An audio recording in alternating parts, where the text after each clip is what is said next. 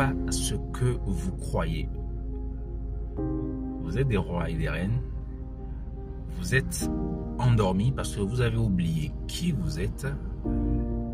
Il y a certaines personnes qui n'ont pas intérêt à ce que vous vous réveillez. Quand vous avez été programmé depuis votre enfance jusqu'à si vous avez 30 ans, 40 ans, je ne sais pas combien, mais ça fait pratiquement 30 ans de programmation. Vous avez été programmé avec les programmes que vos parents vous ont installés, les programmes que la société vous a installés, les programmes que l'école vous a également installés. Et donc, vous fonctionnez avec tout ça et vous oubliez qui vous êtes. En fait, vous êtes défini par les croyances de vos parents. Et donc, vous n'êtes pas aligné avec qui vous êtes réellement. Ce n'est pas vous, la façon dont vous pensez, la façon dont vous faites les choses.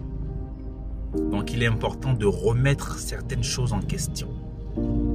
Tant que vous n'allez pas remettre certaines choses en question, vous allez toujours rester endormi. Et c'est dommage si vous restez endormi.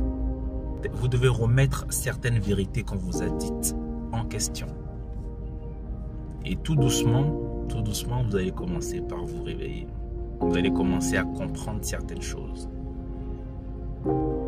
Je sais, tout ce que je viens de dire, ça peut être très compliqué pour certaines personnes. C'est tout ce que je peux dire pour l'instant. Paix et abondance. Peace!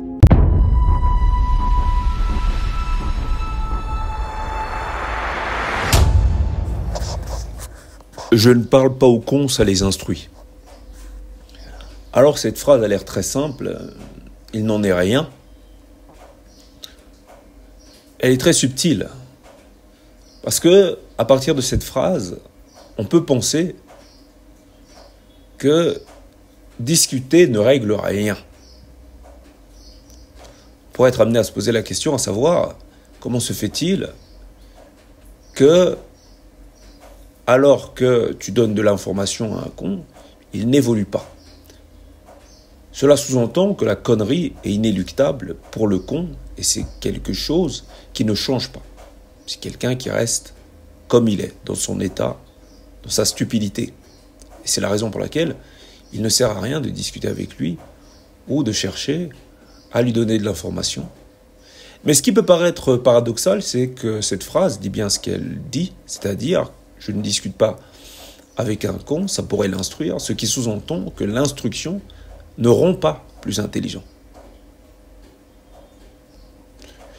Sous-entendant que l'intelligence ne rend pas plus intelligent, on pourrait se poser la question de savoir alors qu'est-ce qui rend quelqu'un plus intelligent, ou est-ce que l'intelligence est quelque chose d'inné, soit on est con, soit on est intelligent. Et que le fait d'être instruit ne change rien. Que l'instruction entre les mains d'un con, c'est quelque chose de dangereux. Comme disaient certains, ou quelqu'un en particulier, quelqu'un parlant beaucoup de la culture africaine, il disait que chez nous, le savoir n'est pas quelque chose qui se dispatche. Parce que si vous le donnez à la mauvaise personne, le savoir peut rendre fou. Effectivement, comme on l'a découvert, ou comme on en a parlé assez régulièrement ici sur la chaîne, comme on en parle plutôt assez régulièrement ici sur la chaîne, le savoir, c'est pas pour tout le monde. Il y a des personnes qui ont cette capacité de résilience, cette force face à la pression, liée au fait que leur conditionnement, leur éducation se trouve heurtée par la vérité. Il y a des gens qui peuvent l'accepter, d'autres pas. Et donc lorsqu'on dit « je ne parle pas aux cons, ça les instruit », eh bien, ce qu'on veut sous-entendre par là, c'est que le con ne peut pas être instruit, parce qu'une fois que vous instruisez le con, une fois que vous lui donnez une instruction, ben vous lui donnez de la force, mais dans sa connerie. Maintenant qu'on a clôturé le fait que le con ne change pas d'identité sous prétexte qu'il est ou qu'il gagne en instruction, on va pouvoir basculer sur autre chose. Ne discutez pas avec des gens limités. Même si vous avez de l'information à leur donner, pensant que cette information va développer chez eux des caractéristiques qui fassent qu'ils ils seront alors à un niveau où vous pourrez discuter. Non, pas du tout. Vous avez totalement tort de penser ceci. En réalité, le con, si vous lui donnez de l'instruction, il va en faire quoi? C'est ça la question à se poser. Qu'est-ce qu'il va en faire? Si vous donnez du savoir à un abruti, qu'est-ce qu'il va en faire? Il peut se pavaner avec votre savoir. Donc il y a beaucoup de gens qui veulent parler de culture et d'identité africaine, d'un retour à l'identité africaine, ce qui n'est pas du tout quelque chose d'illogique. Bien au contraire, l'homme doit se trouver. Comme l'homme se retrouve, la communauté étant l'homme à une échelle plurielle, à l'échelle de plusieurs individus. Donc, il est tout à fait normal pour un homme de se retrouver. Mais ce n'est pas tous les hommes qui veulent se retrouver. Comme ce n'est pas tous les peuples qui ont pour finalité de se retrouver. Donc lorsque vous allez chez un con, vous lui donnez cette littérature de l'origine, qui je suis, qui va orienter d'autres thématiques comme où je vais. Le con, il ne peut pas comprendre ces réalités philosophiques. Et lorsque vous donnez au con son identité, vous avez affaire alors, vous auriez plutôt affaire à un maître Gims qui, chez le Sherman, va commencer à nous parler de la culture africaine juste pour rouler des mécaniques. Mais en réalité, ce n'est pas quelque chose qui l'habite fondamentalement. Qu'il le fait juste pour se la péter. Le con, c'est comme ça. Donc, ça ne sert à rien de discuter avec lui. Ça ne sert à rien. Même si vous êtes dans la merde, ça ne sert à rien de l'appeler ou de discuter avec un con. Lorsque vous avez véritablement compris la nature de l'homme ou de la femme stupide, vous arrêtez de discuter. Même lorsque vous voulez juste coucher. Je parle pour les coureurs de jupons. À un moment, il va falloir, les gars, arrêter. Avec ces conneries, il va falloir basculer de la chair vers la matière. Excusez-moi. La chair et la matière étant la même réalité, il va falloir basculer de la chair et la matière vers l'esprit.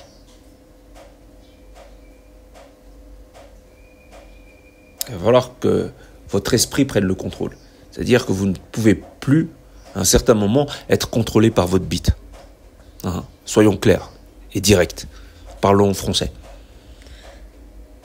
Donc, le problème, lorsqu'on se retrouve à coucher avec n'importe qui, il ne s'agit pas juste, comme le disent les personnes étant dans une démarche métaphysique, de se transmettre de la négativité à travers des ondes qu'on aurait chacun.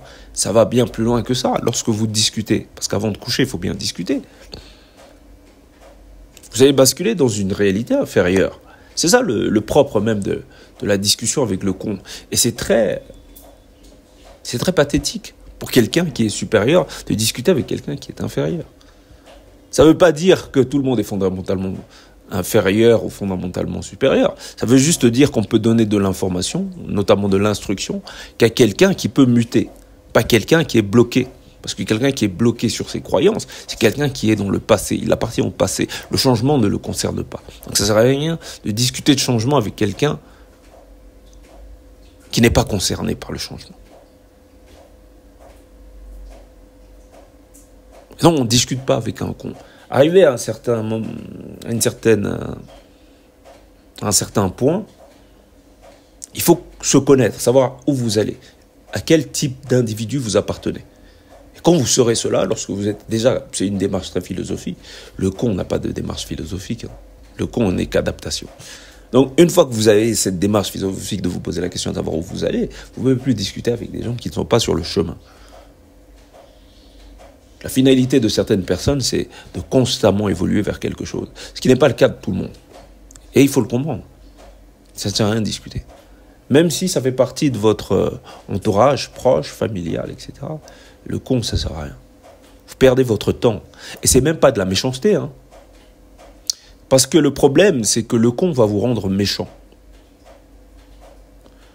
Ou plutôt, le con va vous rendre agressif, mais c'est pas une agressivité malsaine. Vous allez, comme quelqu'un qui se met en rogne, quelqu'un qui se met en colère, face à quelqu'un qui ne comprend pas du tout les nuances de son propos.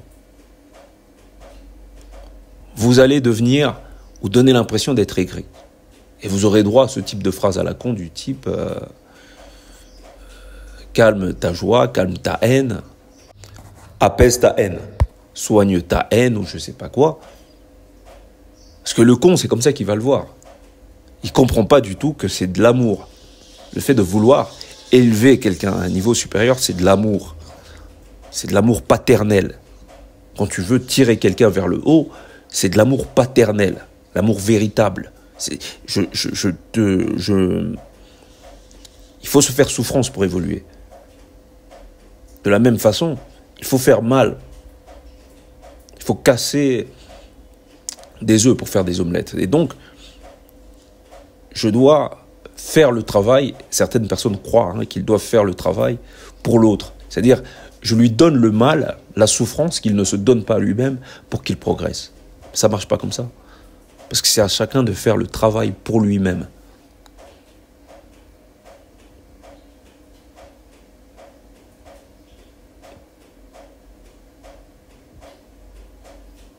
Donc discuter avec un con ou une conne, c'est une perte de temps puisque de toute manière, vous n'êtes pas sur la même longueur d'onde. Vous n'allez pas vous comprendre. Vous dites A, il pense B. Il réceptionne les choses à sa manière et avec son niveau à lui. C'est vrai que ça peut être dur. Vous voyez un joli cul, vous voulez l'enfiler. Et c'est ça le problème lorsqu'on est trop dans la matière. Elle ne comprend pas ce que vous dites, mais vous vous en foutez. Il y en a bien qui vont aux putes. Un peu la même chose. Et puis, ces femmes diront, il a profité de moi, tout ça. Voilà. Ça peut donner, par la suite, ce type d'accusation.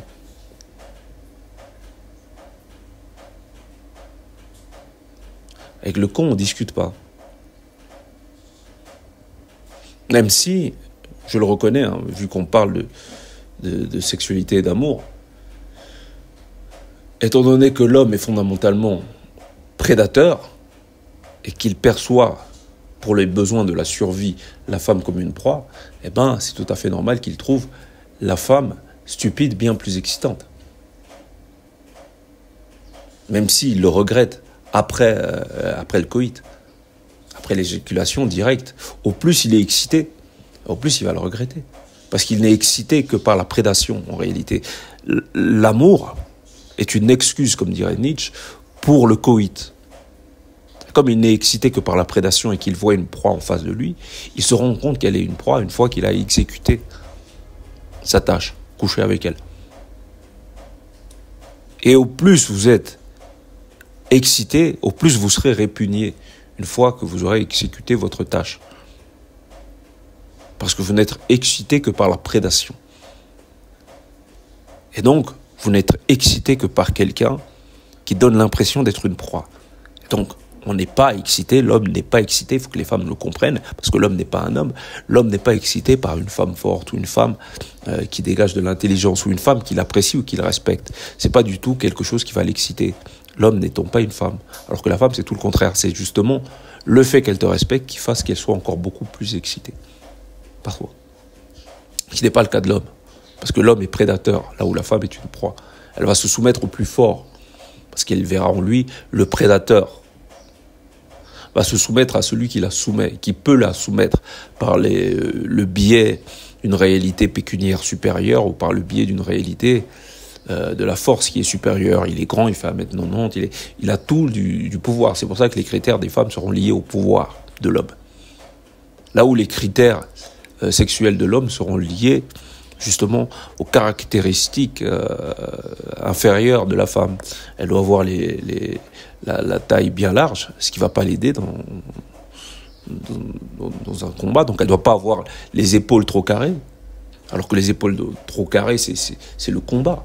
Donc tout ce qui fait d'elle une femme, tout ce qui l'amoindrit sur le plan physique et athlétique, c'est ce qui va exciter l'homme. Elle sera beaucoup plus vulnérable et c'est ce qui va exciter l'homme. Et au contraire, ce qui va attirer l'homme vers le respect qu'il aurait, un respect prétendu à l'égard de celle-ci, c'est justement ce qui va le repousser. C'est ce qui va le repousser.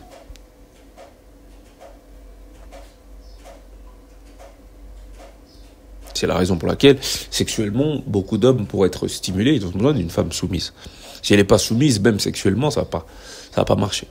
Donc, soit pour en revenir au sujet qui est que le con, on ne discute pas avec lui, mais dans certaines situations, c'est normal que l'homme intelligent soit attiré par la conne. Ça ne veut pas dire, quand on dit qu'on ne discute pas avec le con, qu'on n'est pas attiré par le con.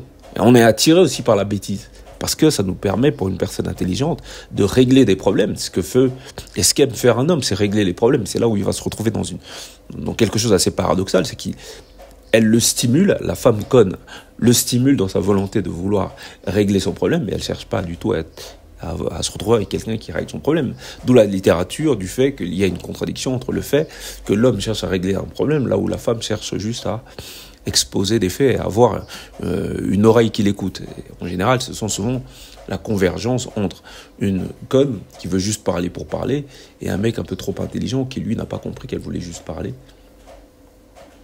et qui fait l'erreur de vouloir de lui donner des solutions. On ne discute pas avec un con. Quand vous avez conscience du con, on ne discute pas. On ne discute pas, ça ne sert à rien. Le con n'étant pas le con fondamentalement, ça ne veut pas dire que le con c'est celui qui n'a aucune instruction, qui ne sait pas s'exprimer. Non, le con c'est celui qui n'a aucune capacité de mutation. C'est quelqu'un qui, peu importe les arguments, peu importe ce que vous lui dites, il ne pourra pas changer. Donc ça ne sert à rien. On discute pour changer, on discute pour se métamorphoser. C'est la finalité même de la discussion. C'est d'aller vers quelque chose. Il y en a qui vont vers le haut. Et il y en a d'autres, ils sont dans la stagnation et dans la croyance en leur croyance, on va dire. Ils veulent que tout ce qu'ils entendent confirme leur croyance. Et si ça ne confirme pas leur croyance, pour eux, c'est inutile. Et donc, même si leur croyance est stupide, ils veulent quelque chose qui confirme que leur croyance est quelque chose d'utile. Quand c'est stupide. Donc, si vous témoignez de la stupidité de leur croyance, résultat des courses, vous allez vous trouver face à quelqu'un qui sera buté et qui tentera de vous faire croire le contraire, tout en sachant que leur croyance est stupide. Ils vont être dans le déni. C'est la raison pour laquelle vous n'allez pas aller chez un afro-religieux et lui dire que la religion est coloniale ou que les religieux sont esclavagistes. C'est pas qu'il ne comprend pas votre information. Il connaît votre information. Mais sa finalité, ce n'est pas de comprendre l'information pour évoluer, parce qu'il ne veut pas évoluer, il veut juste quelqu'un qui confirme ses croyances. Et c'est le cas de beaucoup de gens. Et c'est pour ça qu'on ne discute pas avec ces gens-là quand on est dans la finalité d'évolution et de mutation. Merci, bienvenue dans le cercle. Excusez-moi, je vais continuer un petit peu. Et puis c'est tant mieux parce que ça vous fait beaucoup plus de connaissances en la matière. L'avantage quand vous apprenez à comprendre, parce qu'il faut aussi beaucoup de résilience avec le con. Un instant. Il faut beaucoup de résilience avec le con. Et quand vous commencez à comprendre la nature du con, déjà vous discutez plus avec lui et puis vous devenez beaucoup plus tolérant. Le problème, lorsqu'on veut essayer de changer, parce qu'il s'agit en réalité de changement, lorsque vous voulez changer le con, c'est alors que vous allez devenir fou. Il est très difficile d'accepter que le con soit inéluctablement con.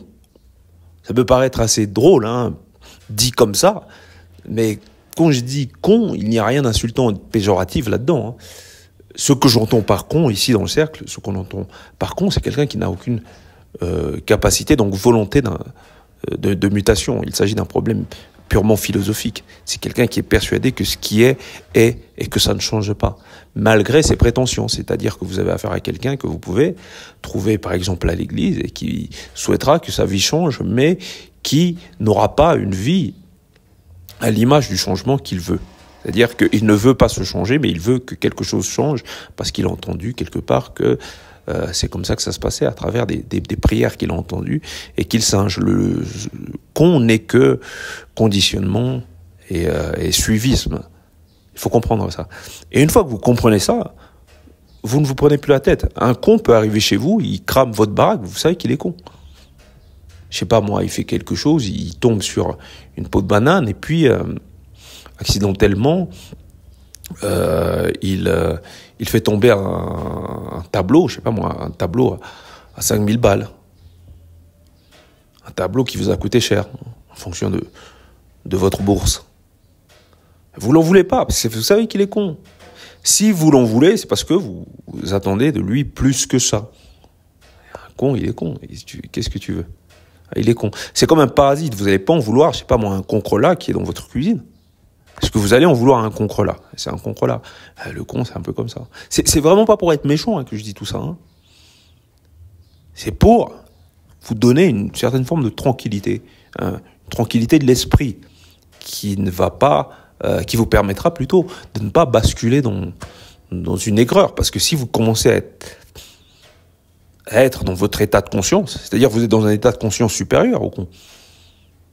Et ça, faut que vous le sachiez. Hein. Vous êtes dans un état supérieur au con. Il n'y a rien de pire que ça. Il n'y a rien de pire que d'assumer sa supériorité. C'est dramatique. C'est beaucoup plus dramatique que de devoir assumer son infériorité. Comprendre qu'il y ait des gens qui soient supérieurs à nous, c'est confortable. Mais comprendre que tu es supérieur, c'est dramatique. C'est dramatique. Et c'est quelque chose qui est très dur à avaler, et à avouer et à accepter. Parce que comprendre qu'il est con, c'est comprendre que toi, tu es d'une nature supérieure. Et c'est pas du tout flatteur. Parce que ça te donne une certaine forme de charge. Une charge, et le premier réflexe va être de vouloir élever le niveau du con. Et ça, c'est une erreur. Tu peux élever le niveau de quelqu'un qui a le potentiel, mais qui est endormi à l'intérieur de lui. Ça, tu peux le faire. Mais un gars qui n'a rien à l'intérieur de lui, la seule chose que tu as à faire, c'est d'avoir quelqu'un qui va te choper tes idées, il va te les voler, se les approprier. Parce que ça n'appartient pas à sa nature. Et ça sert à rien de discuter avec ces gens-là. Mais le point positif, c'est que ça va vous rendre beaucoup plus résilient. Donc vous allez éviter beaucoup d'AVC, beaucoup de problèmes de cœur, etc. Le con, il est là, il trébuche comme ça sur les assiettes, un peu comme Pierre Richard, il fait des trucs comme ça. Donc ça, c'est la version grossie à travers les films un peu humoristiques. Vous avez quelqu'un de maladroit, tout ça, c'est la version grossie du con. Mais ce con, il existe vraiment. Il est vraiment con. Et c'est rarement celui qui est connu pour étant con, comme étant con qu'il est réellement. Des fois, c'est des gens qui socialement sont très adaptés. D'ailleurs, ils sont très adaptés. Ce qui est pas bon signe du tout. Un con, en général, la plupart des cons, c'est des gens que vous ne verrez jamais seuls. Parce que la solitude donne lieu à l'introspection qui donne lieu à la métamorphose. La métamorphose étant le contraire de la réalité du con. Parce que le con, lui, il ne mute pas. Il sait pas qu'on peut muter. C'est pour ça qu'il n'évolue pas, parce qu'il ne mute pas. Donc ça sert à rien de discuter avec quelqu'un qui, de toute manière, n'évoluera pas si votre finalité, c'est l'évolution générale. Merci, bienvenue en cercle. Excusez-moi, je vais rajouter encore quelque chose. Tu ne pourras avoir du pouvoir que dans la mesure où tu es conscient de ta supériorité. Et je parle d'une supériorité qui soit justifiée par ce que tu es, par ta nature. Et donc, si au fond de toi, tu as ce sentiment d'être légitime, encore faudra-t-il que ce sentiment soit confirmé par ton environnement et par ta nature. Or, nous sommes souvent dans une réalité qui est parasitaire, qui parasite la vérité. C'est-à-dire que les informations que l'on reçoit à travers notre environnement nous détournent de ce que nous sommes. C'est-à-dire que le vrai paraît faux, le faux paraît vrai, etc. Or, à un moment, vous allez vous rendre compte que vous êtes ce que vous êtes, que le con est con, et que cela vous octroie un rôle de supériorité. Et donc, c'est alors que vous pourrez jouer votre rôle véritable, c'est-à-dire qui vous êtes. Beaucoup de gens manquent de confiance en eux, justement ceux qui, normalement, devraient être sûrs d'eux, sont ceux qui manquent le plus de confiance en eux. Le doute étant le propre même d'une nature intelligente, là où la certitude est le propre même du con et de la connerie. Parce que pourquoi le con est toujours sûr de lui? Parce que pour le con, rien ne mute. Donc, la conscience de votre supériorité va vous permettre de commencer. C'est une étape dans l'initiation. C'est une étape dans l'initiation, la conscience de sa supériorité. Donc, connais-toi toi-même. qui vous amène, qui va vous conduire vers un autre rôle. Un jour, on est enfant, on a un papa, une maman, papa, maman, ensuite un père et une mère, et ensuite, on se rend compte qu'ils ne sont pas divins, ce ne sont pas des dieux. C'est alors qu'on peut soi-même devenir un dieu. Ce n'est pas du tout parce qu'il y en a qui me diront, c'est le fait d'être père et d'être mère. Ça, c'est le con qui pense ça. Parce que le con va se servir de son rôle d'autorité en tant que père et de mère pour se déifier. Or, le divin, le Dieu, c'est celui qui peut apporter par la volonté, donc par ce qu'il est. Et donc, il est père, oui, elle est mère de l'humanité. Pas j'ai couché ou je me suis fait sauter et puis du coup j'ai une autorité dont je vais me abuser parce que c'est une autorité qui t'est donnée. C'est la nature qui te donne un fils ou une fille. C'est un peu comme les présidents despotes qui n'ont aucune vision, les dictateurs qui n'ont aucune vision et qui se servent de ce qu'ils ont pu obtenir, c'est-à-dire les votes, donc la majorité, gagner des élections truquées pour avoir du pouvoir, donc pour se déifier. C'est la même chose que le parent. Alors que le pouvoir vient de l'être. L'être, c'est la projection. La projection, c'est la mutation. Et donc, une fois que vous avez conscience de votre supériorité, déjà, vous gagnez en légitimité, mais surtout une légitimité qui ne sera pas du tout le propre de votre rapport aux autres, mais de votre rapport à vous-même. Ce qui va totalement changer votre manière de vous comporter. Donc vous vous comporterez en boss sans avoir à lever le ton, etc. Donc vous serez beaucoup plus, et ça c'est très intéressant, vous serez beaucoup plus tolérant face aux cons. Et la majorité des gens sont ceux qu'ici on qualifie de cons. La masse est stupide. Donc vous serez conscient de ça. Donc vous serez plus dans l'intelligent qui s'ignore et quelqu'un qui veut changer le con. Il veut changer le con parce qu'il n'accepte pas de se changer lui-même, mais se changer lui-même revient à accepter qu'il est supérieur. Et ça, c'est très dur à accepter. C'est pour ça qu'il perd son temps à changer le con. Plutôt qu'à changer lui-même, à retirer la couverture du passé, retirer son ancienne peau, comme un serpent, qui était de croire que tout le monde était égaux, pour comprendre qu'en fait, il y a la nature humaine qui est différente et que sa nature est supérieure. Et quand tu es d'une nature supérieure, tu deviens beaucoup plus tolérant. Tu es beaucoup plus résilient à l'égard de la bêtise du con. Et il est un peu con, tu le vois, il trébuche, Pierre Richard, tout ça. Puis tu dis non, c'est pas grave, ça va, tu t'es blessé, tout ça. Et ça te fait même pas marrer, tu as conscience qu'il est con.